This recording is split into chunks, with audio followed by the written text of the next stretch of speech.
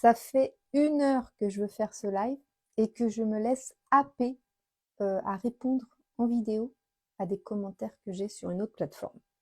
Bref, du coup, j'en profite pour aborder dans ce live le thème du travail. Le thème du travail. Si passionnant. Attends, je vais baisser un peu, ça va peut-être être mieux.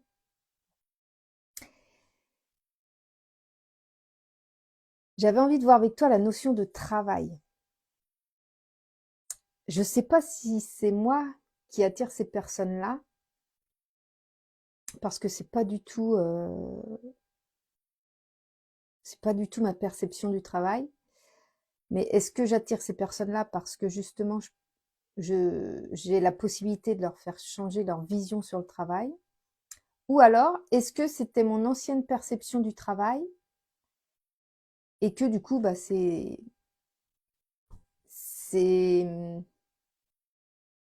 un petit peu comment dire,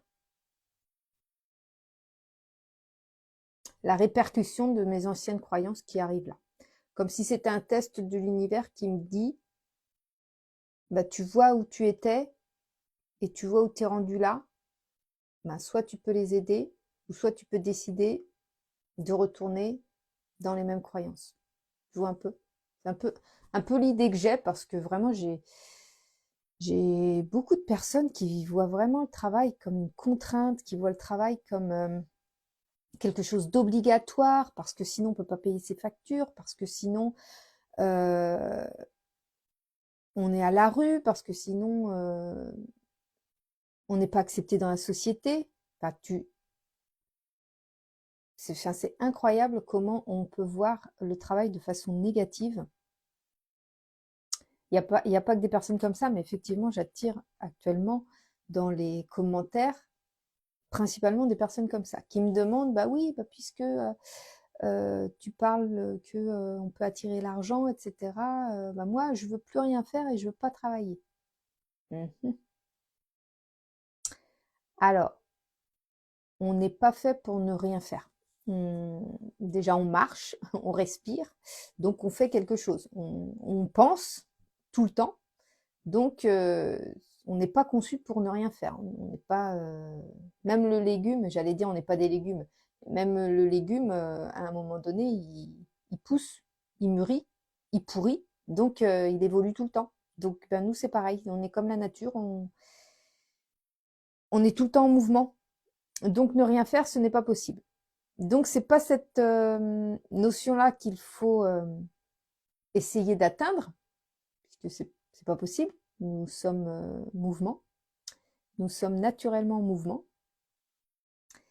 Et donc je pense qu'il faut vraiment changer cette notion, notre rapport au travail. Le fait que le mot travail, c'est du labeur. Je crois d'ailleurs que la définition du travail, c'est quelque chose de très laborieux, quelque chose de très difficile. Je sais plus que j'aurais dû regarder avant de commencer ce live la définition qu'on donnait au travail.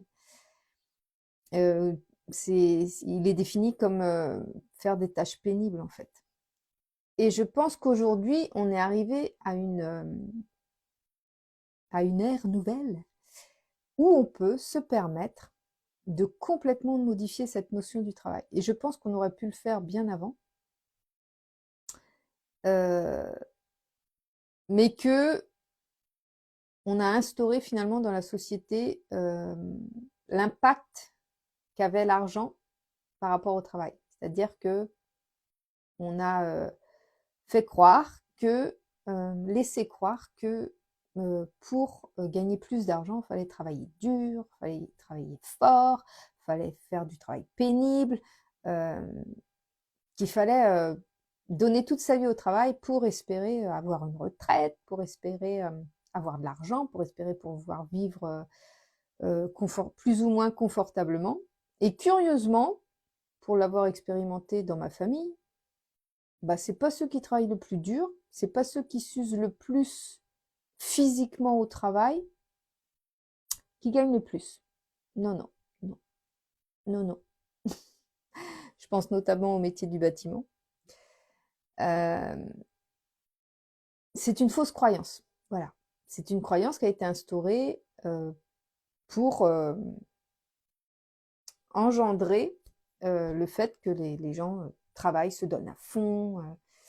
Et puis, c'est un petit peu enfin, je sais pas quel a été le but de ça. Je pense que c'est pour, je sais pas, je vais pas dire parce que je ne sais pas. Mais toujours est-il que moi, quand je me suis retrouvée dans l'incapacité à pouvoir assurer un travail de 39 heures par semaine avec des horaires fixes, avec des déplacements tous les jours au travail, euh, j'étais incapable de maintenir un rythme comme ça, du marche ou crève là. Et encore, moi, j'ai jamais eu un travail difficile, hein. Physiquement, tout allait bien, bien que forcément le travail de bureau, bah, tu peux avoir des problèmes physiques quand même, hein, ne serait-ce que le canal carpien, la vue qui est pénalisée avec les écrans. Enfin bon, bref, il y a toujours euh, moyen de dégrader le physique, peu importe le travail qu'on a. Et où je voulais en venir, oui, donc c'est quand je me suis retrouvée à ne plus pouvoir faire un travail comme tout le monde que je me suis dit, bah, je vais plus gagner d'argent. Qu'est-ce que je vais faire moi? Là, je ne me sens plus capable, je ne suis plus capable, ça ne me correspond plus. Il y avait, en fait, c'était plus une incapacité psychologique qu'une incapacité physique, on va dire. Je ne, ça m'enlevait ma liberté de travailler de cette manière-là. Il y en a qui adorent ça, qui adorent aller sur le lieu de travail. J'ai discuté avec des personnes, elles adorent travailler à l'extérieur, elles ne supporteraient pas de travailler chez elles comme moi je peux faire par exemple. Et c'est très bien, c'est parfait, il en faut pour tout le monde et il faut surtout choisir une activité qui nous corresponde à nous. Et donc moi, cette activité d'aller à l'extérieur tous les jours, de faire du 39 heures par semaine, ne me convenait plus, ne correspondait plus à ma notion de liberté. Et donc, comme moi, j'étais ancrée dans ces croyances qu'il y avait que ça de possible, moi, je connaissais rien d'autre. Et puis, je connaissais pas d'entrepreneurs, je connaissais pas de personnes qui vivaient différemment. Donc, pour moi, dans mon monde à moi, c'était la seule possibilité. Mais comme psychologiquement, c'était impossible pour moi de continuer comme ça, eh bien, j'ai commencé à lever les barrières de mon mental en fait. J'ai commencé à faire sauter les croyances. Je me suis dit, c'est pas possible qu'il n'y ait pas quelque chose qui me corresponde à moi. Je suis pas venue sur Terre pour me faire chier, je suis pas venue sur Terre pour faire du marche ou crève. C'était pas possible pour moi de travailler dans des conditions qui ne me conviennent pas. Et d'autant plus qu'autour de moi, j'avais vu tellement d'exemples où voilà, les personnes, elles se donnaient tellement à leur travail. Finalement, elles vivaient que pour leur travail. Et moi, c'est pas ce dont je rêvais. C'était pas ma conviction. Et donc, c'est quand ça commence à être en conflit intérieur avec ce que tu souhaites profondément que là, tu commences à ouvrir ton esprit aux possibilités. C'est là que tu commences à déconstruire tes croyances. C'est là que tu commences à t'orienter vers des personnes ou à t'orienter vers des exemples de carrière, des exemples de vie d'autres personnes qui ont fait autrement, différemment, et qui sont beaucoup plus épanouies, qui gagnent tout autant d'argent, sinon plus, qui se s'usent beaucoup moins à la tâche, etc., etc. Et c'est finalement quand tu prends la décision que ce que tu vis actuellement n'est plus pour toi, c'est vraiment à ce moment précis où tu prends cette décision que ce que tu vis n'est plus pour toi, que tu déconstruis tes croyances et que tu commences à les faire exploser en allant voir comment ça se passe ailleurs, en allant voir des exemples ailleurs. D'autant plus qu'aujourd'hui, on a vraiment accès à l'information de façon illimitée. On peut vraiment avoir l'expérience de tout un tas de monde et on peut choisir ce qui nous correspond. Et cette notion de travail, je pense qu'il faut vraiment la déconstruire pour être heureux. parce que effectivement, on n'est pas né pour ne rien faire, on n'est pas né pour rester immobile, voilà, à ne rien faire. On est né pour évoluer, et autant évoluer dans quelque chose qui nous passionne que d'évoluer dans la contrainte, dans la force, dans, dans l'obligation. C'est pas, pour moi, c'est pas une vie. On a des règles par rapport à la société, mais on peut tout à fait créer, malgré ces règles, une vie qui nous corresponde à nous, de façon très personnalisée, de façon unique, puisqu'on est unique. Et déconstruire cette notion de travail, elle est super importante pour ça, justement. Parce que le travail, faudrait presque lui donner un autre nom. Quand tu commences à comprendre que le travail, il ne doit pas être subi, il ne doit pas être obligatoire, il ne doit pas être dans la force. Le travail, il doit être fait avec passion. Le travail, il doit être fait dans la contribution à l'humanité. Ce que tu fais, ça doit contribuer aux autres et te faire du bien à toi, te rendre heureux toi. C'est comme ça que devrait se définir le travail. Tu fais quelque chose qui te passionne, tu contribues au monde, et pour ça, tu peux vivre aisément, voilà, payer tes factures. Bonsoir Karine. Payer tes factures, manger à ta faim, faire des voyages, t'acheter ce que tu as envie de t'acheter. C'est pas le travail le problème, c'est la façon dont on perçoit le travail. Et quand je vois tellement de personnes qui sont venues me voir en me disant bah, j'aimerais bien, je suis passionnée par ça, j'aimerais bien faire ça, mais il faut bien que je paye mes factures à la fin du mois, donc je trouve un travail alimentaire. Enfin, en fait, t'as pas la bonne notion du travail. T'as la notion t'as des croyances par rapport au travail, comme quoi tu manques d'estime de soi par rapport à ce que tu es capable de réaliser. Parce que pourquoi est-ce que pourquoi est-ce que tu arriverais davantage à obtenir un travail alimentaire que tu ne pourrais obtenir un travail dans ce qui te passionne?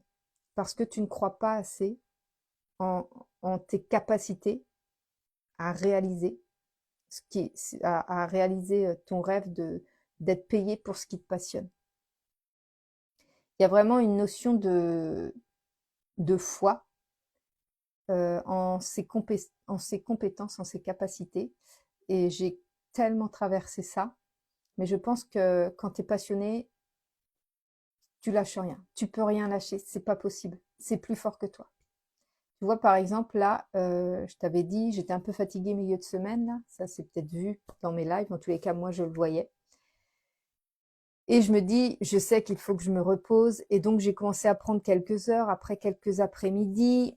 J'ai vraiment ralenti. J'ai fait les choses. Je ne peux pas rester sans rien, sans rien faire. Je peux, l'espace d'une heure peut-être, ou le temps de faire une sieste. Mais tu vois, je dors, donc. Mais j'ai du mal à rester vraiment sans rien faire, où il faudrait que je sois vraiment en pleine nature, à regarder juste le paysage. Ça, je suis capable d'y être plusieurs heures. Mais autrement, c'est vrai que si je suis chez moi, c'est difficile de rester sans rien faire.